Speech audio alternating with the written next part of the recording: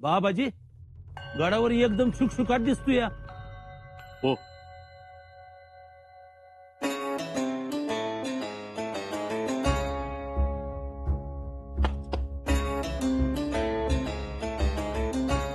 अरे स्वराज्याचं युवराज गडावर येत्यात, त्या नगरावर एक साधी टिपरी सोडत ताशा बी नाही वाजला, ढोल लेझिम लांबच. होय खराय. किल्लेदारांना सांभाळू नका का याला. अहो त्याने तर 2 गाव सामोरे यायला पाहिजे. मग आहेत कुठं? मला बी ठाव नाही. मला समजलं तेव्हा मी सज्जा कुटीच्या बुर्जाच्या मागच्या बाजूला होतो. तिथनं आलो धावत धावत इथं.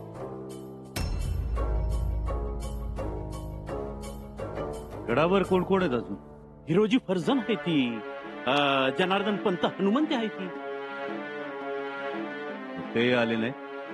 त्यासनी कळलं नसेल, नाही तर त्यासनी खरं वाटलं नसेल की तुम्ही येत असं या तुम्ही. मी आज जातो आणि गड जागा करतो. मुजरा सरकार.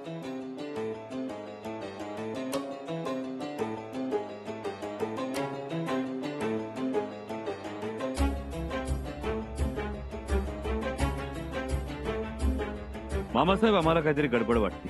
मला बी तसंच वाटते. रयत एवढी खुश आहे आणि गडावरचे कारभारी ते खुश नाही.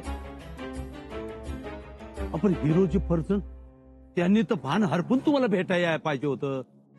ते काका तुमचे, तेच तर कोडं पडले आम्हाला. आणि जनार्दन पंत एवढा स्वराज्यनिष्ठ माणूस, थोरल्या महाराजांपासून त्यांचं घराणं स्वराज्य सेवेत आहे, त्यांच्याकडून याची आगळी कशी घडली म्हणतो मी. मामासाहेब, काही कळायला मार्ग नाही. एकीकडे रयत उन्हा वाऱ्यात आमच्या स्वागतासाठी उभी राहते, गडावरचे कारभारी मात्र एक पाऊल पुढे टाकायला तयार नाही. याचा अर्थ एकच, आम्ही स्वराज्यात आलो, पण आमच्या येण्याविषयी कारभाऱ्यांच्या मनात शंका आहे. बघू, चला तर खरं.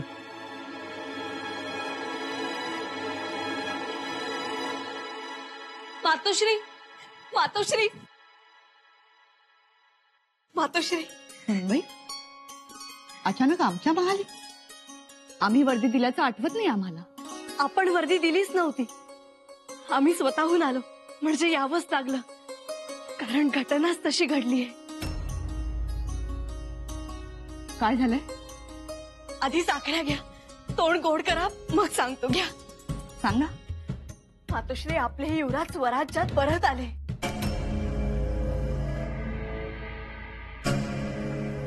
हो का? अखेर मुहूर्त सापडला म्हणायचा. आम्हाला खबर समजली, कधी एकदा तुम्हाला सांगतोय असं झालं होतं. म्हटलं मातोश्रींना आता खूप आनंद होणार. हो ना, आनंद तर होणारच. आनंदच आहे. आम्ही गेलो होतो युवराजांना आणण्यासाठी, पण तेव्हा ते आले नव्हते. हो, बत्ताशीबाईंसाठी ते पुन्हा माघारी गेले. मग आम्ही एकट्याच स्वराज्यात परत आलो. तेव्हा आमचं असं झालं होतं. पण मातोश्री, तेव्हा आम्हाला युवराजांनी शब्द दिला होता, आम्ही लवकरात लवकर स्वराज्यात परत येऊ. आणि बघा, स्वराज्यात परत आले. पण हे केवळ तुमच्या आशीर्वादामुळे. आमचा आशीर्वाद? हो, अहो, तुमच्या आशीर्वादाशिवाय हे घडणं शक्यच नव्हतं. एवढ्या चौकी पहाऱ्यातून येणं, तेही सलामतीत येणं शक्य नव्हतं मातोश्री. पण तरी देखील आले. आमचं ऐकलं युवराजांनी, आणि आम्हाला आमचा शब्द खरा करता आला. हो सुनबाई, शब्द खरा ठरला तुमचा. स्वराज्यात आलेत म्हणजे कुठवर आलेत युवराज? पन्हाळगडावर. म्हणजे पोहोचलेच की. आता आले की नीट लक्ष द्या, नाहीतर जातील परत दुसरीकडे कुठे. घ्या, तोंड गोड करा.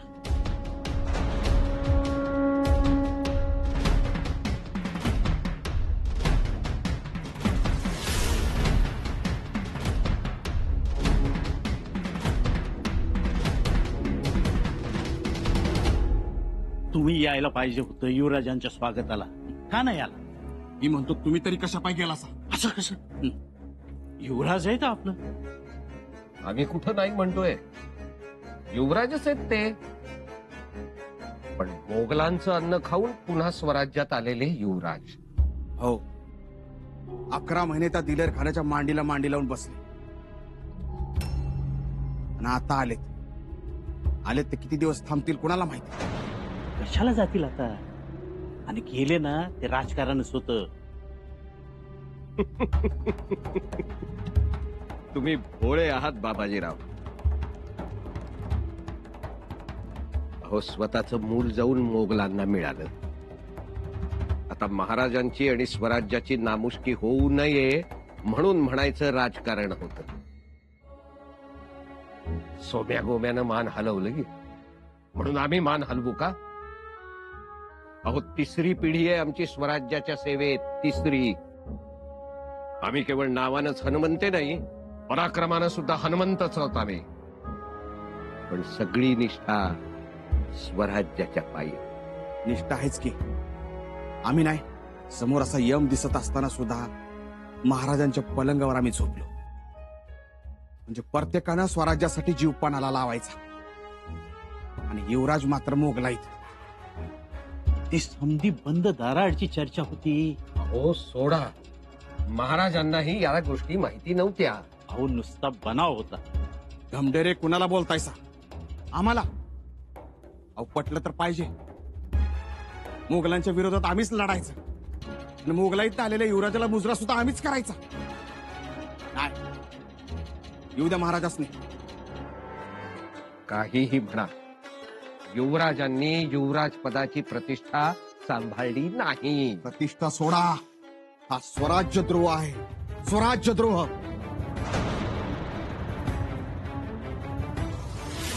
याला राज्यात थारा नाही. महाराज सुद्धा हे खपवून घेणार नाही. उलट म्हणायला बसलेत, कशाला पुढे गेलात स्वागत करायला.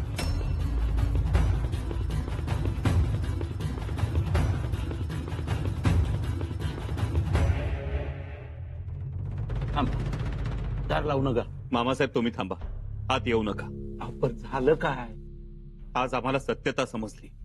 स्वराज्यातली रयत आमचा उदो उदो करते, पण स्वराज्यातले सरदार, स्वराज्याचे कारभारी आमच्या माघारी काय बोलतात ते समजलंय आम्हाला. आमच्याकडे एवढ्या तिरस्कारानं पाहावं त्यांनी. नाही. पण कोण बोललं तिरस्कारानं? ते महत्वाचं नाहीये मामासाहेब. पण या तिरस्काराची सुरुवात आज नाही, पूर्वीपासूनची. कदाचित राज्याभिषेकापासूनची. मामासाहेब, राज्याभिषेकाच्या वेळी एकीकडे आमच्या मस्तकावर गंगेच्या पाण्याची धार पडत होती आणि दुसरीकडे हे तिरस्काराचे थेंब उडत होते. मामासाहेब, आम्हाला एकट्यानं राहू द्या. अहो युवराज, नका एवढा त्रास करून घेऊ. नका एकलं समजू, नका एकलं राहू. एकट्यानंच राहू द्या मामासाहेब आम्हाला. जा तुम्ही. कोण काय बोललं ते काय ऐकताय ते मनावर घेताय तुम्ही? नको मनावर घेऊ मामासाहेब. आम्ही स्वराज्यासाठी एवढ्या खस्ता खातो, एवढी धावपळ करतो स्वराज्यासाठी, तरी प्रत्येक वेळी आमच्या प्रत्येक वागण्याचा गैरअर्थच काढला जातो. का मामासाहेब, का? मामासाहेब, आबासाहेबांची जी मसलत झाली होती त्यानुसारच आम्ही मोगलांकडे गेलो होतो ना. पण एवढे दिवस मोगलांकडे असताना आमच्याकडून स्वराज्याला काडीचंही नुकसान पोहोचलं. अजिबात नाही. म्हणूनच आज आम्हाला आमच्या प्राक्तनाशी बोलू द्या. आम्हाला कायम मनस्ताप देणाऱ्या आमच्या नियतीशी बोलू द्या. आम्हाला नेहमीच द्रोही ठरवणाऱ्या आमच्या कम नशिबाशी हुज्जत घालू द्या आम्हाला आज. हे लोक म्हणतात की आम्ही युवराज पदाची प्रतिष्ठा राखू शकत नाही. त्या प्रतिष्ठेला जाब विचारायचा आम्हाला आज. मामासाहेब, एवढे दिवस, एवढे महिने आम्ही मोगलांकडे राहिलो, साधं नाच गाणं बघितलं नाही, ऐकलं नाही, तरी आम्ही रंगे. मद्याच्या प्यालाकडे ढुंकूनही पाहिलं नाही, तरी आम्ही व्यसनी. आमच्याकडे येणाऱ्या शेळपटपणाला उंबरठ्याच्या बाहेरच रोखलं तर आम्ही उर्मट. नाही व, मी बोलतोच त्यांच्याशी. थांबा मामासाहेब, कोणाशी काही बोलायची गरज नाही. त्यापेक्षा आम्हाला आमच्याशीच बोलू दे. त्याची काय बी गरज नाही. तुम्ही आभाळातल्या इजेसारखं लखलखीत आहात.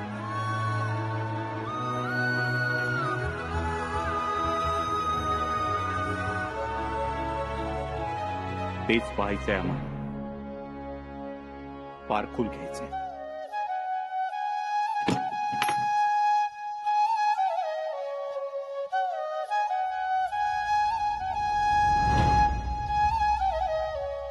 महाराज, आम्हा सगळ्यांचे एक इंतीचा मान ठेवा.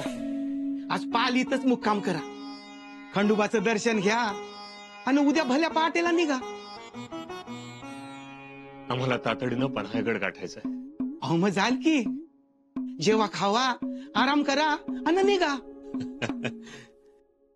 आणि हे काय, तुम्ही सगळे उभे का?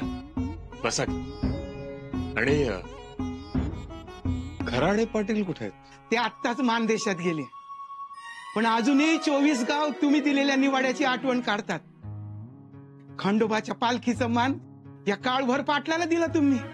तुमची बाजू सत्याची होती काळभोर पाटील. तर आता काही अडचण?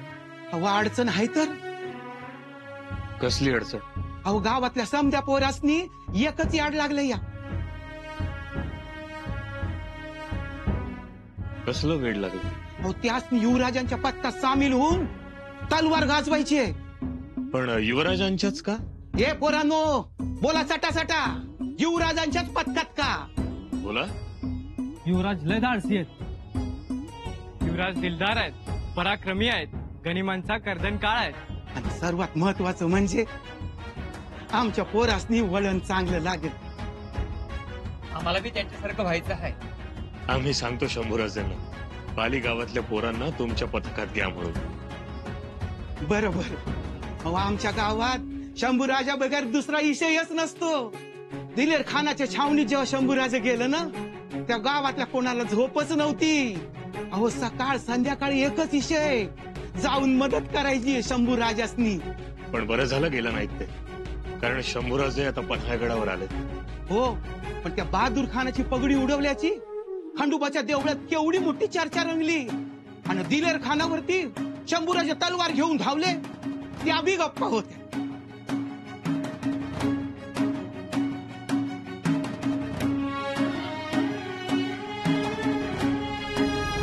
युवराजांनी युवराज पदाची प्रतिष्ठा सांभाळली नाही. प्रतिष्ठा सोडा. हा स्वराज्यद्रोह आहे. स्वराज्यद्रोह. शंभूराजे तुमच्याबद्दल तुमच्या माघारी रयत असं बोलते हे ऐकून खूप आनंद होतो. तरुणांना तुम्ही आवडता, आयाबायांना तुमचा आधार वाटतो. तुम्ही मोगलांच्या गोटात होता तर तरणी ताठी मुलं मावळे अस्वस्थ होते, त्यांना तुमची काळजी वाटत होती.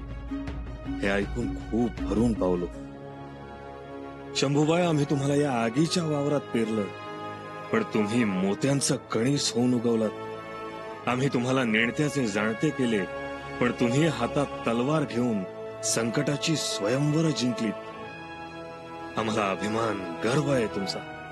महाराज, युवराजासनी सांगा. वय वय 8-10 पोरं तरी फौजेत सामील करून घ्या म्हणा. ठीक, आम्ही जरूर सांगू. पण आता इथे थांबून चालणार नाही, आम्हाला निघायला हवं.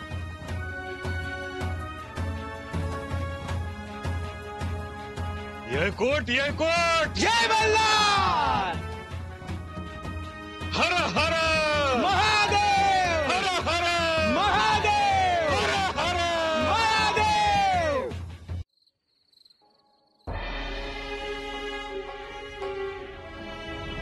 पण हे सगळं करताना आपण यामध्ये एक मेख मारून ठेवायची, जी पुढे जाऊन आपल्याला उपयोगी पडणार. कसली मेघ? लोकांसाठी आपण ही बतावणी करायची की आपल्या दोघांमध्ये बेबनाव आहे, आपल्या दोघांमध्ये बेदिली आहे. स्वराज्याभिषेकाच्या पवित्र सोहळ्यात युवराज म्हणून आमचा अभिषेक झाला, तो काय केवळ सोपस्कार होता का? आम्हाला युवराज पदाची मानाची वस्त्र बहाल करण्यात आली, ती केवळ नाममात्र होती का? त्याच पवित्र सोहळ्यात मंत्रिमंडळाच्या बरोबरीचे अधिकार युवराजांना देण्यात आले, ते अधिकार आता कुणाला मान्य नाहीत का? आहेत ना. मग त्याच अधिकारात जर आम्ही फौज उभारणीचा निर्णय घेतला तर तो चुकीचा ठरतो, तो स्वराज्य संमत ठरत नाही. ज्याच्या आड लपावा असा पदर आहे कुठं आमच्या नशिबात. हेच ते या सहानुभूतीमुळे आजचा दिवस बघावा लागतोय. प्रत्येक वेळी सहानुभूतीचा उपयोग कौशल्यानं करून घेतला. आमचे शत्रू आम्हाला दिसत होते, तुमचे शत्रू तुम्हाला दिसणार नाही, कारण तुमच्या शत्रूला हे पक्क ठाऊक आहे की तुमच्या ज्ञानापुढे, बुद्धीपुढे, तुमच्या पराक्रमापुढे त्यांचा निभाव लागणार नाही, आणि म्हणूनच ते तुमच्यावर छुपे हल्ले करतील.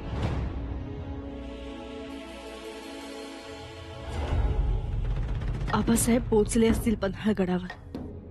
युवराजांची आणि त्यांची भेट झाली असेल ना. किती दिवसांनी, दिवस कसले, किती वर्षांनी भेटतायत दोघं. कसे भेटले असतील, काय बोलले असतील. आबासाहेब युवराजांना घेऊन इकडे येतील रायगडावर. बाई ग, केवढा आनंदाचा क्षण असेल तो.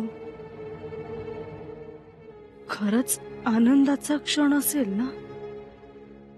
आणि मग जे इथे चंग बांधून आहेत त्यांचं काय होईल? मोडला जाईल त्यांचा विरोध? आबासाहेब समजावतील? सुनबाई, सुनबाई, काय व सारखं आपलं इचार हा. आणि होळका बघू काय आणलंय म्या. काय आणलंस? देवाचा टाक केलाय म्या. आऊसाहेबांमुळं सालीना 26 होऊन मिळतात मला सरकारातनं.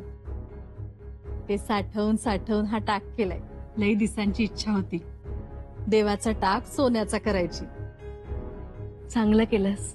आता कुलधर्माची आणि कुळाचाराची पूजा असेल ना, तेव्हा युवराजांकडून ह्याची पूजा करून घेणार.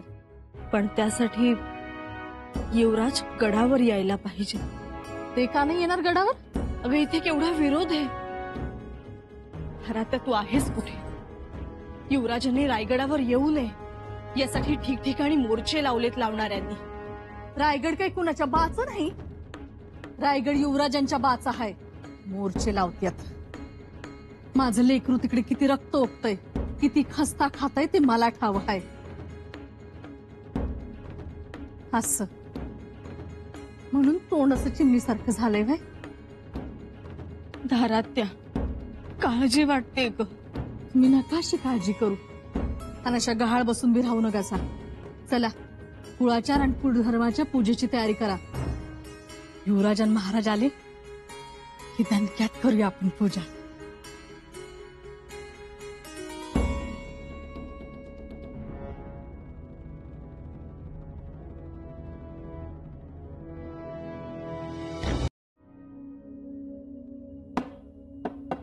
युवराज, दरवाजा उघडाव. युवराज.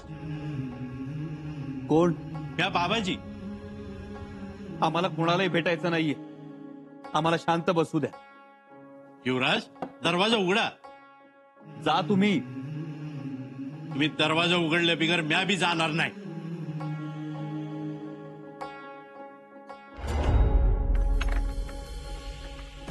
काय बाबाजी? जेवण करून घ्यावं. आम्हाला भूक नाही. असं करू नका. आता कवाचं खाल्लंय तुम्ही? 2 घास खाऊन घ्या. अहो, असं समोर आलेल्या ताटाला माग सारून आहे. बाबाजी जा तुम्ही. हवं तर आमचा आदेश समजा. ठीक आहे, जातो. पर म्या बी गडावर चूल पेटू देणार नाही आणि चुलीवर कालवणाचा हांड बी चढू देणार नाही. बाबाजी का हट्ट करताय? आमचं युवराज उपाशी आणि आम्ही खायचं. अहो युवराज, तुम्ही अन्नदाता. तुमच्यामुळे आज गरीब रहित पोटाला पोटभर खातीया आणि तुम्ही उपाशी होय. बाबाजी आता कसं समजावू तुम्हाला? माझ्यासाठी 2 घास खाऊन घ्या.